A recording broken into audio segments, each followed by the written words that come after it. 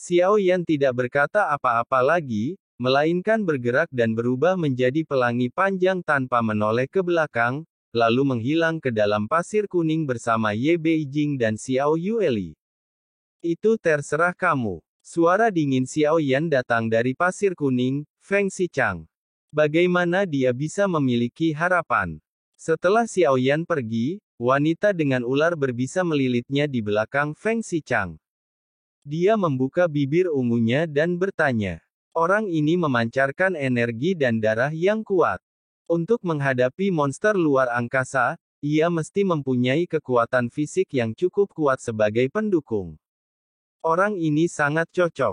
Feng Xichang mengangguk dan berkata, orang ini agak tidak biasa, dia merasa berbeda dari orang-orang yang dia temui sebelumnya. Feng Xichang lalu mengernyit sedikit lagi. Dia lebih berhati-hati dalam berpikirnya, jadi rencana selanjutnya perlu diubah. Risikonya akan meningkat jika rencana itu terbongkar, tetapi peluang membunuh binatang itu akan lebih besar. Rute keberangkatan harus direncanakan terlebih dahulu. Emas untuk mencetak waktu dan ruang masih jauh dari cukup. Feng Xichang mencubit dagunya, seolah sedang memikirkan rencana terperinci macam apa yang harus dibuat. Pada saat itu, aku akan memberinya sabuk racun secara diam-diam. Setelah itu racunnya akan bekerja dan aku akan punya waktu untuk mundur. Selagi wanita itu bicara, ular perak kecil yang melingkar di lengannya menggeliat perlahan. Dia berbaring di telapak tangannya, menelan dan memuntahkan sifat ularnya, yang sama sekali tidak diperbolehkan. Orang ini terlalu teliti. Kalau dia tahu ada yang tidak beres, kedua wanita di belakangnya lah yang akan menderita. Meski aku tidak bisa merasakan auranya secara pasti, semakin aku merasakannya, semakin aku harus waspada. Feng Xichang memperingatkan. Ada tatapan tajam di matanya. Untuk bisa menjadi pemimpin, dia harus punya otak. Tetapi jelas bahwa mereka baru saja memasuki area misterius ini. Meskipun sebagian besar makhluk di planet ini adalah makhluk luar angkasa interpersonal. Jantung yang tampaknya aman ini sebenarnya menyembunyikan binatang luar angkasa tingkat bumi. Mereka mungkin menjumpai hal ini jika mereka berkeliaran di antara mereka.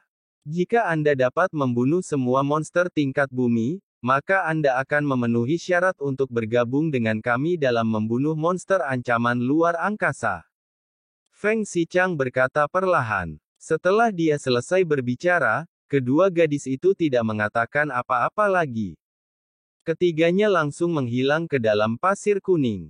Seperti apa rupa kedua wanita itu? Di tengah hamparan pasir kuning, hembusan angin silih berganti bagai badai yang dahsyat, membuat area yang terlihat menjadi sangat kecil.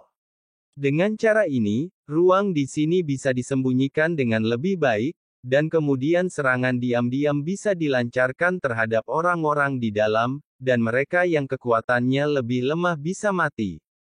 Dia mungkin akan mati di tangan binatang buas luar angkasa yang tampaknya dibunuh begitu saja oleh Xiao Yan. Kekuatannya tidak rendah. Dua orang yang ditemuinya sebelumnya mampu mencapai langkah ke-8 atau ke-9 dari keabadian duniawi. Kekuatan jiwa dibatasi di sini. Jika Anda terluka parah karena serangan mendadak atau bertemu dengan makhluk luar angkasa yang berpartisipasi dalam aktivitas kelompok. Bahkan dewa yang abadi pun tidak bisa terlalu ceroboh. Apakah kamu bahkan tidak membiarkan wanita pergi? Menghadapi kata-kata Ye Beijing, Xiao Yan menatapnya dengan curiga. Begitu Xiao Yan mengatakan ini, Ye Beijing memutar matanya karena tidak senang. Terjadi kegaduhan di pasir kuning, dan tiba-tiba, sebuah mulut besar yang ditutupi lapisan gigi tajam muncul. Ia melahap mereka bertiga. Ye Beijing dan Xiao Yueli keduanya sangat tenang. Karena Xiao Yan telah menghilang dari pihak mereka.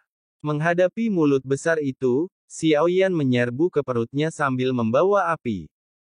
Cacing pasir ini panjangnya ratusan kaki dan memiliki 1000 kaki. Ia dapat bergerak dengan sangat cepat di pasir kuning yang berangin. Akan tetapi, tubuhnya mengembang dengan cepat dan kemudian meledak dengan suara keras. Tanpa menunggu dia menghancurkan dirinya sendiri, Xiaoyan memimpin dalam membunuhnya, dan kemudian berubah menjadi kabut darah. Klon Golden Cicada muncul dan menelan semuanya. Sebenarnya, Xiaoyan tidak ingin bekerja sama dengan mereka, karena dia sudah memperhitungkan bahwa ketiga orang itu pasti memiliki motif tersembunyi, jadi yang harus dilakukan Xiaoyan sekarang adalah meningkatkan kekuatan klon jangkrik emas sesegera mungkin. Luangkan waktumu, aku akan mencarinya sendiri. Xiaoyan berkata bahwa kecepatannya terlalu lambat dan dia harus melahap binatang buas luar angkasa ini secepat mungkin untuk meningkatkan kekuatan klon jangkrik emas dengan cepat.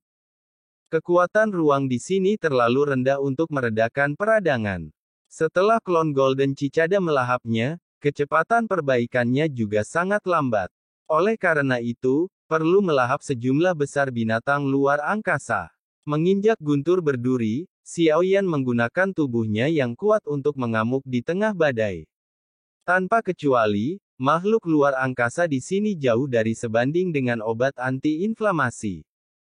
Hampir semuanya dihabisi seketika oleh Xiaoyan. Terutama setelah belajar dari pengalaman sebelumnya, Xiaoyan hampir tidak memberi mereka kesempatan untuk menghancurkan diri sendiri dan memusnahkan mereka sepenuhnya.